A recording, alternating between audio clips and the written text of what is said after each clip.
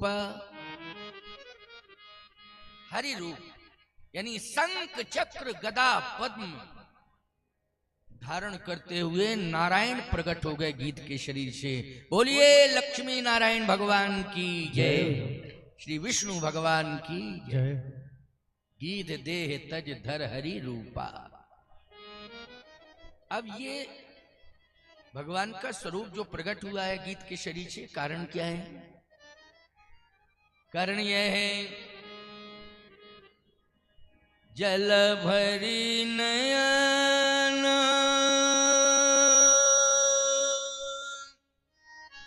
कहत रघुराई,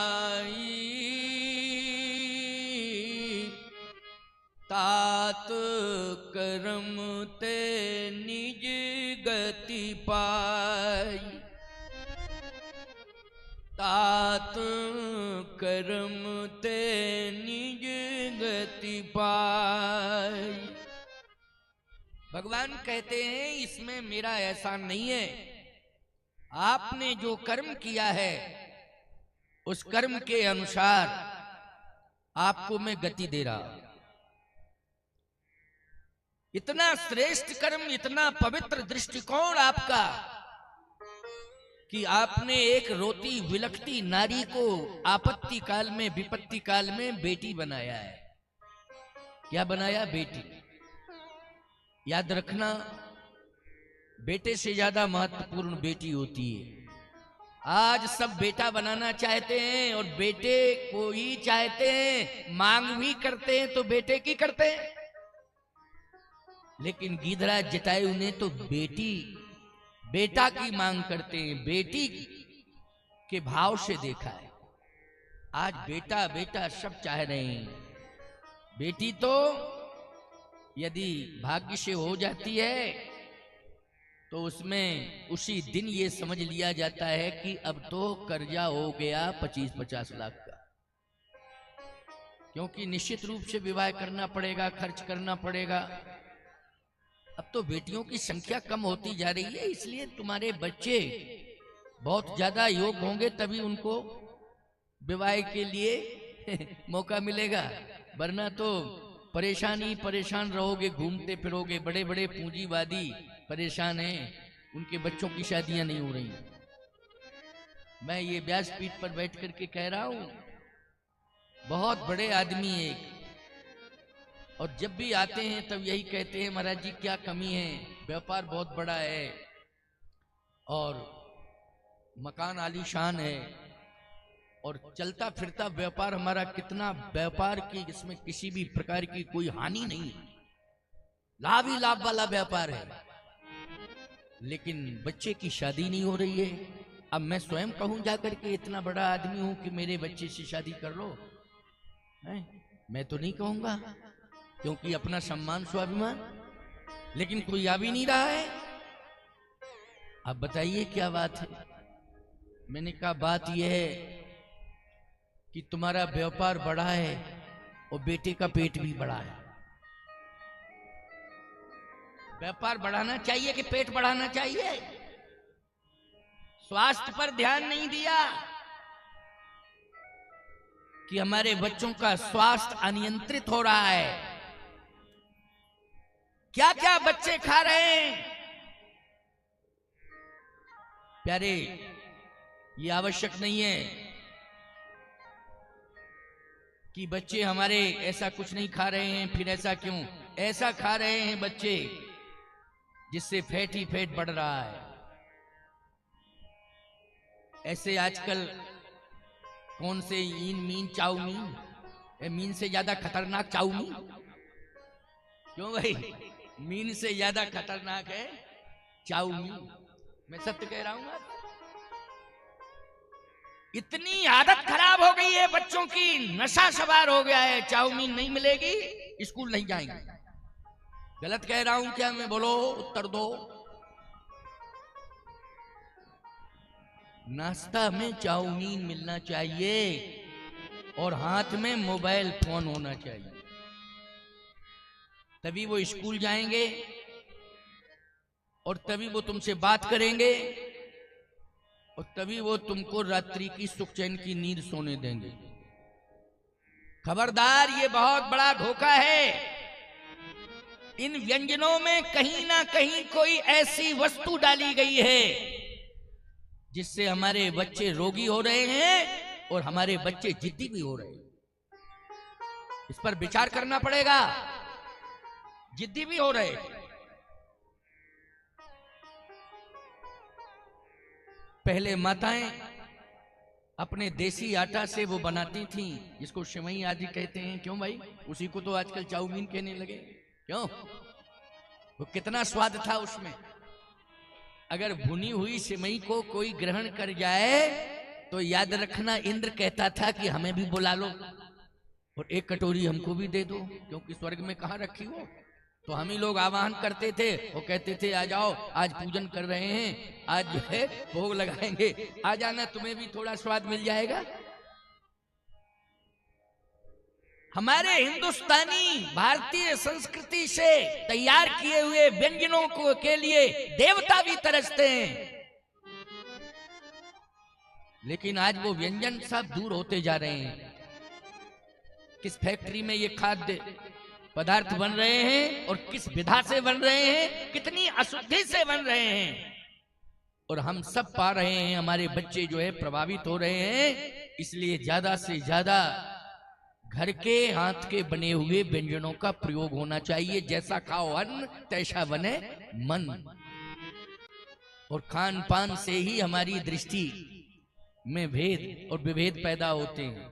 अगर खान पान अच्छा है तो हमारा दृष्टिकोण अच्छा है, और खान पान बिगड़ा हुआ है, हमारा दृष्टिकोण भी बिगड़ा हुआ है। आज गिधराज जटायु का कौन नहीं जानता है जातिगत खाना पीना? क्यों भाई? गीध है, गीध यधम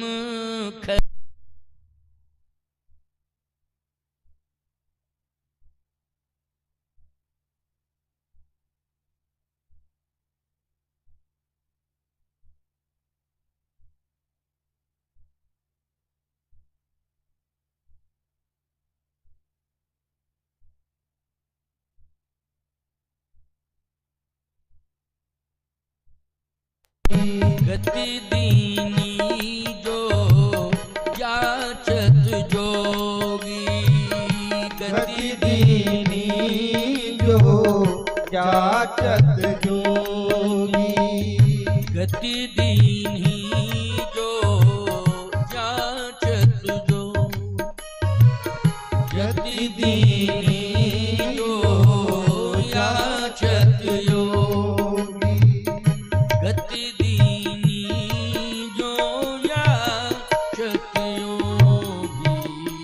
योगियों की याचना कि मुझे ये गति चाहिए, वो गति बिना मांगे ही भगवान ने गीध को दे दी।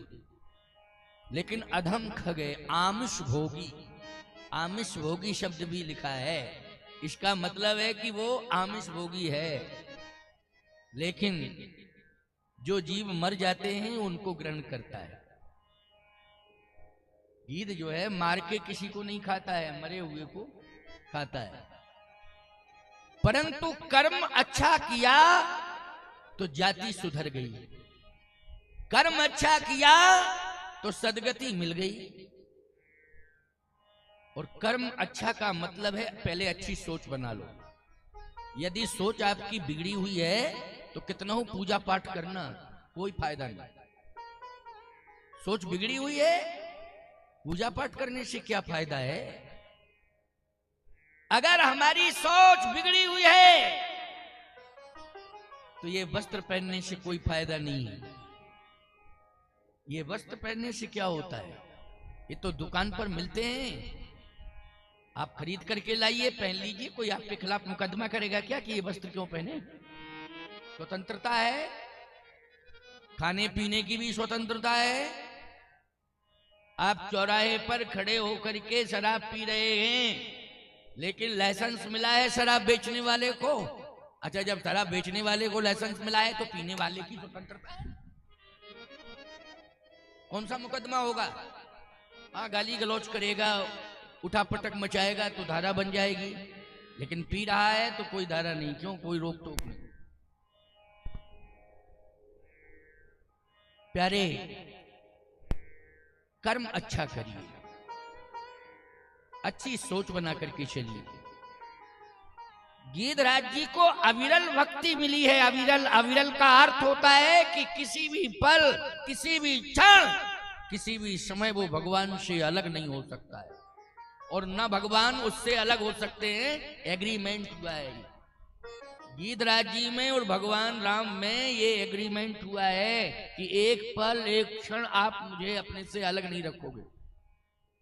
भगवान ने कहा तो इसके लिए हम वैकुंठ ही दिए देते हैं, वो अपना रूप ही दिए देते। चलो काय को जन, कहाँ तुमको लिए लिए फिरेंगे हम, तो भाई गीत को पकड़े पकड़े टांगे कहाँ घूमेंगे, कहाँ रहेंगे। जाओ, हम वैकुंठ दे रहे हैं, वो अपना रूप दे रहे हैं, जो मेरा सिंहासन है उसी पर जाकर के बैठ जाइए आप, आपको दुनिया भगवान मान करके पूजेगी। इसलिए गीत जो है भगवान बन गया। लेकिन प्यारे, ये बाली क्या बना, कल की कथा, ये क्या बना?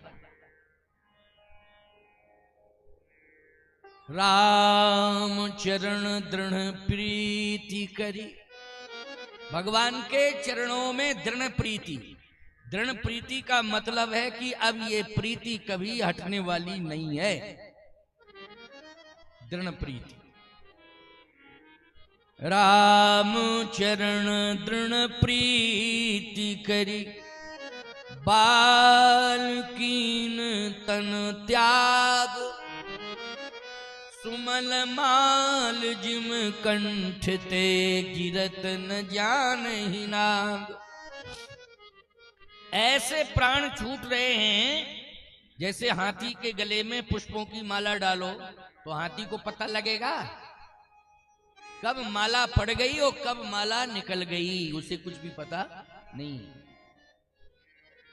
लेकिन जन्मत मरत दुषय दुख होई, बोलो लिखा है कि नहीं लिखा है? जन्म होता है तब दुख होता है, और जब प्राण जाते हैं मरते समय भी दुख होता है। लेकिन यहां सुमन माल जिम कंठ ते, गिरत न जाने ना। आप कहोगे महाराज इसके तो कर्म बिगड़े हुए हैं, तो बिगड़े हुए कर्म हैं तो ये स्थिति कैसे बन गई? सोच बदलने से। क्या बदलने से? सोच बदलने से। इसकी सोच बदल गई। सोच क्या बदली? भगवान ने कहा कि तुम पापी हो। बाली ने कहा सिद्ध करो कि मैं पापी हूं। मैं बैरी सुग्रीव प्यारा,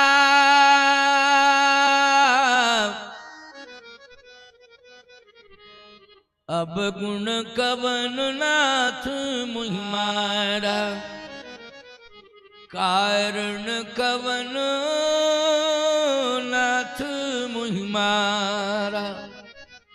कौन सा कारण है? दोष बताओ। भगवान ने कहा अनुज बधू भगिनी सुत नारी, सुन सठिए कन्या समचारी, इन्हीं कुदृष्टि बिलोकत जोई, उताहे बधे कछु पाप न होई। तेरा कितना गंदा दृष्टिकोण है। तू बहन बेटी को,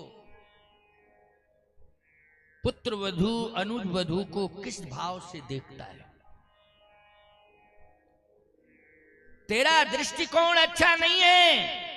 तेरी गंदी निगाहें आज तेरे जीवन में पहाड़ बन गई।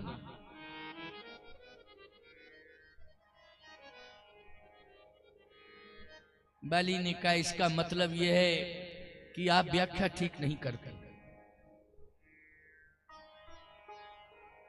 धर्म है तू अवतर गुसाई, धर्म की रक्षा करने के लिए आपका अवतार हुआ है।